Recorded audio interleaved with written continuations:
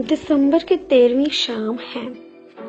दिसंबर की 13वीं शाम है। शाल तो उसने ओढ़ी होगी, आधी चाय पीली होगी, आधी याद छोड़ी होगी। और मेरी याद, अरे कहाँ, इसे इतनी फुर्सत थोड़ी होगी, इसे इतनी फुर्सत थोड़ी होगी। हम हैं वो दस्ते स्यापोश कि जिनको शोख रंगों की तमन्ना में वक्त राखें मिली। तुमको लगा 365 ही दिन थे बस, हम पर तो जैसे साल में सदियां गुजर गईं।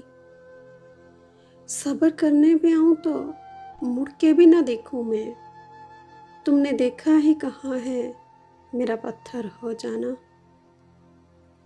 तुमको किरदार बदलने में महारत हो गई, मगर क्या करोगे जो कहानी बदल दी हमने।